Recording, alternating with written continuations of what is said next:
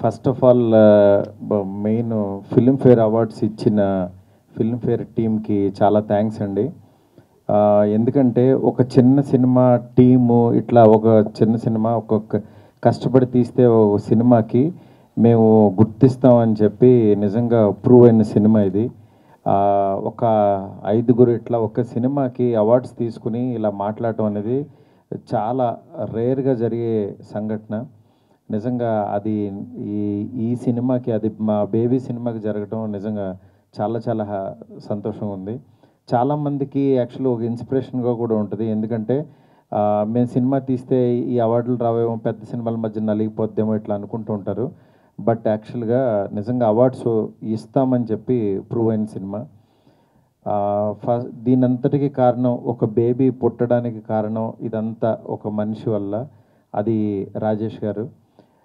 ఎందుకనంటే నిజంగా ఒక మట్టిలో మాణిక్యం కింద అనుకోవచ్చు ఆయన్ని.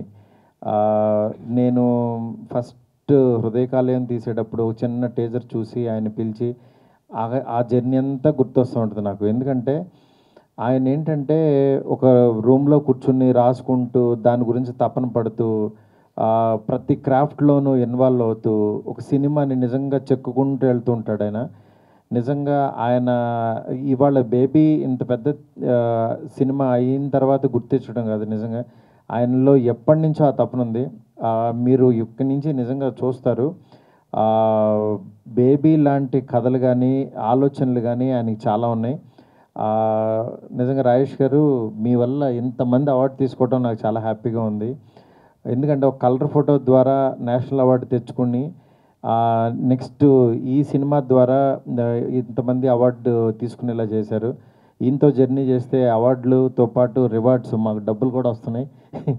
అందుకే మేము చాలా జాగ్రత్తగా ఆయన్ని ఒక డైమండ్ లాగా పెట్టుకుని వెళ్తున్నాము. నిజంగా ఇలాంటి పర్సన్తో నెక్స్ట్ నా ఎస్కేన్ గురించి చెప్పక్కర్లేదు. ఫస్ట్ నుంచి పాపం కష్టపడి ఈ సినిమా ఎలా వస్తుంది డార్లింగ్, అలా వస్తుంది, బాగా వస్తుంది అంటూ చెప్పుకుంటూ వచ్చి ఇంకా నాకు ఫైనల్గా చూపించారు. ఫస్ట్ కథ విన్న తర్వాత కమర్షియల్గా తీస్తాడు, బాగా తీస్తాడు అని అనుకున్నాం. కానీ సినిమా చూసిన తర్వాత నిజంగా ఒక మంచి ఫీల్ గుడ్ సినిమా చూశానని ఫస్ట్ హాఫ్ అవ్వగానే నాకు అంతకుముందున్న నాకు స్ట్రెస్ ఉండేది అంతా ఒక్క దెబ్బకి ఎగిరిపోయింది. నాకు ఆ రోజు ఆ మూమెంట్ ఇంకా మర్చిపోలేను. ఇలాంటి సినిమాలు నిజంగా అందిస్తున్నందుకు, ఇంత మంచి టీంని మొత్తం చేసినందుకు చాలా సంతోషంగా ఉంది. మెయిన్ మీడియా మిత్రులు కానీ దీన్ని ఈ సినిమాకి అవార్డు ఇవ్వడానికి అర్హత ఉందని సెలెక్ట్ చేసిన టీం అందరికీ కూడా చాలా చాలా థ్యాంక్స్ అండి. మా మాస్ మూవీ మేకర్స్కి ఇంత పెద్ద హిట్ రావడం చాలా ఆనందంగా ఉంది. ఇక ముందు రాజేష్ గారిని, ఆయన మ్యూజిక్ సెన్సు డెఫినెట్గా బాలీవుడ్లో ఇంకా వరల్డ్ వైడ్ వచ్చేలాగా నెక్స్ట్ సినిమాకి ఆయన బేబీ హిందీకి ప్లాన్ చేసుకున్నారు. దాని గురించి మా వాళ్ళు డీటెయిల్గా చెప్తారు. ఎనీవే చాలా చాలా thanks Vaishnavi, congrats, and team అందరికీ చాలా కంగ్రాట్స్. విజయ్, నిజంగా యూ డిడ్ గ్రేట్ జాబ్. ఈయన చెప్పినట్టు, అనంత్ శ్రీరామ్ గారు చెప్పినట్టు, మీరు మాట్లాడిన పెన్షన్ డబ్బులు మీకు అనౌన్స్ చేసిన పెన్షన్ మామూలుగా అంటే నేను చెప్పేది, మేము పెంచాం ఆటోమేటిక్గా, మీది ఒకటి ఫిక్స్ అవుతుంది కాబట్టి డెఫినెట్గా ఇస్తామంటున్నా. మేమేం పెంచక్కర్లా సార్. మన ప్రైస్ ఇదేనంటే చచ్చినట్టు. కళ్ళకి సాహిత్యానికి లొంగనోళ్ళు అంటే ఎవరు ఉండరు. ఎందుకంటే సీతారామ శాస్త్రి గారు ఇది అని అంటే మనం నిజంగా ఆ పదాలకు వెలకట్టలేం.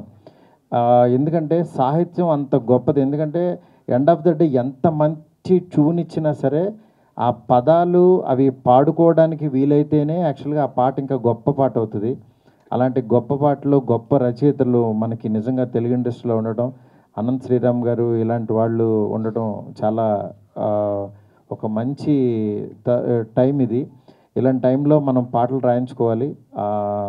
చాలా చాలా థ్యాంక్స్ అండి. ఈ సినిమాకి మంచి అద్భుతమైన పాట ఇచ్చారు. అట్లాగే మా డిస్ట్రిబ్యూటరు, మా కో ప్రొడ్యూసర్ ధీరజ్ కూడా చాలా థ్యాంక్స్.